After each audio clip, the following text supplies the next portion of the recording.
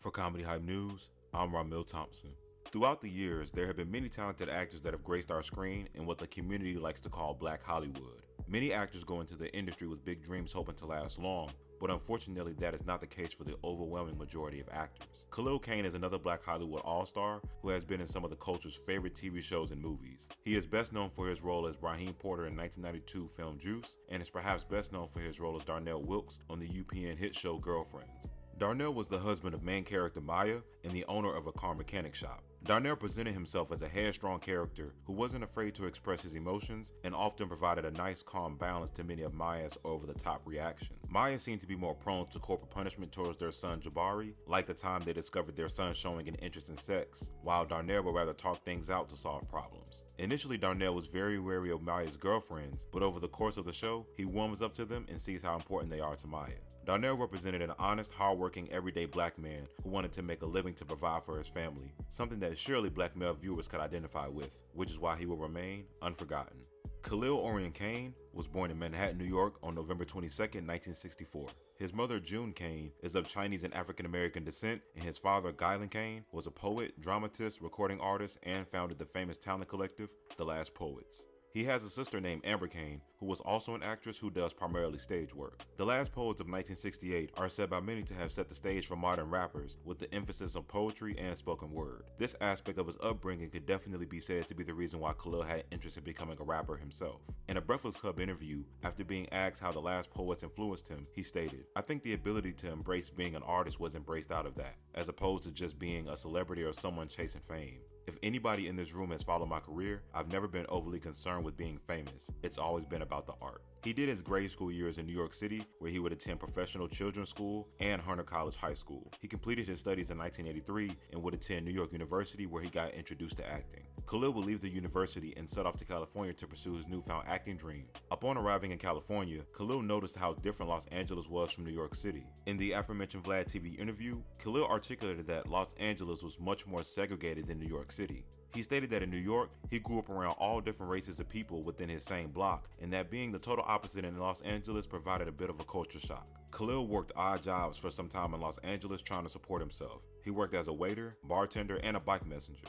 Khalil got his foot in the acting industry door when he was able to book 3 national commercials back to back to back. The agency he was with at the time seemed to have noticed Khalil had potential to become a valuable asset and promptly asked him if he wanted to do what they described as legit work. Reflecting on this moment in the Vlad TV interview, Khalil stated, "The agency I was working with asked me if I was interested in doing legit work. I didn't really know what legit work meant, but I said, yeah, why not? Because it sounded like work. That means a check. So I said, all right, cool." Afterwards, the agency started sending Khalil to various TV and movie auditions, spreading his name and face in the process. He even worked as a background actor in the cult classic film New Jack City. He and fellow actor Alan Payne seemed to already be friends before the film, whom he said helped his career, and he stated that the time on set he did with New Jack City helped him understand the dynamics of how movies work. This would give him confidence when he auditioned for his first ever movie role, the character of Raheem Porter in the classic 1992 film Juice. The audition process lasted for 6 weeks, as Khalil says he's still been in no audition process like the one he had with Juice. In the pre-production process, all 4 of the main characters read for all 4 parts, a process employed by the producers to ensure no matter who got which role, they would be prepared. Interestingly enough, because Khalil was the oldest of the group, he felt a confidence he could deliver on par with his peers despite the fact that he wasn't formally trained and was a total rookie as far as movie roles. Khalil was 27 years old at the time of filming, playing a teenager, so the other main cast members referred to him as the old man on set in between takes. When speaking on this audition process, he said that Tupac's presence and performances helped him step his game up. Having Tupac Shakur in the room, that kid was after it. You could tell he was booking the job regardless. So I really think to this day, I feel like if I didn't have Tupac in the room, I might not have gotten the job, because I felt like I had to top this dude if I wanted to be in this movie, because he was bringing it. In the same Vlad TV interview, Khalil described Tupac as highly ambitious and confident. He stated that Tupac said over and over again of how that time next year, he would be a millionaire among a whole host of other accomplishments and goals. For all of his positive qualities, it is no secret that Tupac was known for having some dramatic movie set experiences, and unfortunately this was the case with Juice. Khalil recalled an incident in which someone who Tupac intended to help stole his jewelry, which resulted in Tupac beating up the guy. At the time I wasn't actually working. I had already been shot and killed off. but I took this chick up there to show her what was going on, and then we got to the top of the hill, and they were stopping this kid out. Khalil admitted that he thought the script for Juice wasn't that strong by itself, but that the cast members and the way they delivered the story helped make the movie the classic many believe it is. Khalil stated, "It's not about criminals, thugs, or gang members or drug dealers. It was about kids who grew up together on the same block and watched each other's back." Khalil stated that he knew the film would be a hit once he listened to the soundtrack. Juice was released to rave reviews at the box office for its acting, story, and timely social commentary. A quote in a review of the film by Entertainment Weekly states, "The film is an inflammatory morality play shot through with rage and despair. Like Boys in the Hood and Straight Outta Brooklyn, it asks, when every aspect of your environment is defined by violence, is it possible to avoid getting sucked into the maelstrom?"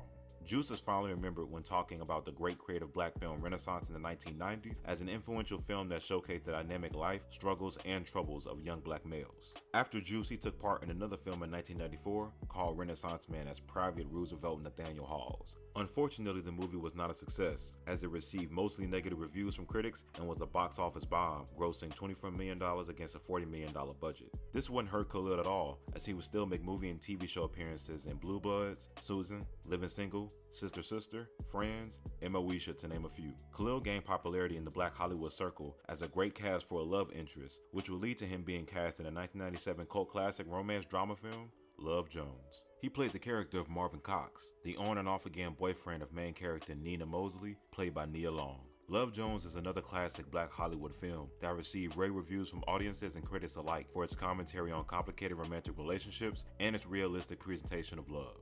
His next noted project was the 1998 biopic The Tiger Woods Story, where he actually portrayed Tiger Woods. The film didn't receive as much attention in the media, but it remains a role Khalil is noted for. In 2001, Khalil would land another one of his biggest roles when he got the role of Maya's husband, Darnell Leroy Wilkes, in the hit UPN show, Girlfriends. The role would arguably become just as big as his role in Juice and introduce Khalil to a whole new generation of viewers in the early 2000s. Darnell was a car mechanic who owned his own shop. The themes of Darnell and Maya's relationship range from infidelity to financial issues to Darnell's position in society as a black man and many storylines revolving around their son, Jabari. In the earlier seasons, Darnell mostly made appearances periodically as a recurring character and was played by Flex Washington. Flex would leave the show after getting casted in One-on-One, and Khalil Kain took his place as the character became a main cast member in seasons 6 through 8.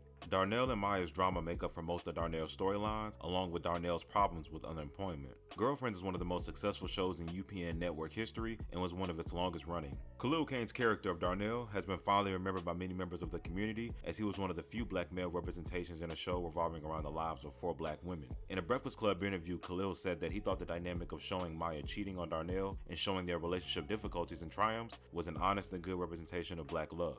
In the same interview, Khalil actually said him and Golden Brooks, who portrayed Maya, was whom he had the most conflict with on set. "I love Golden. I think she's amazing. She's a beautiful actor, strong black woman. I'm mother now. But again, she gonna tell the truth. If everybody telling the truth, we gonna knock heads on occasion, but it's still love."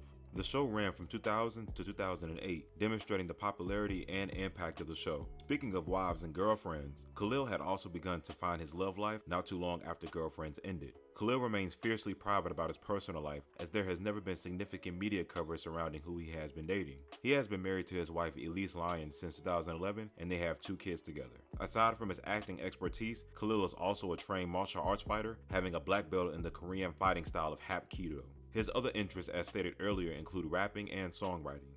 At the moment, there is only one song out on the internet called Mo Dear F, where Khalil can be heard and seen spitting bars. One of his last memorable film roles came recently as a serial rapist in the 2010 film For Color Girls. In the same Breakfast Club interview, he explained how knowing predators growing up in his neighborhood helped him get into such a dark, traumatizing role.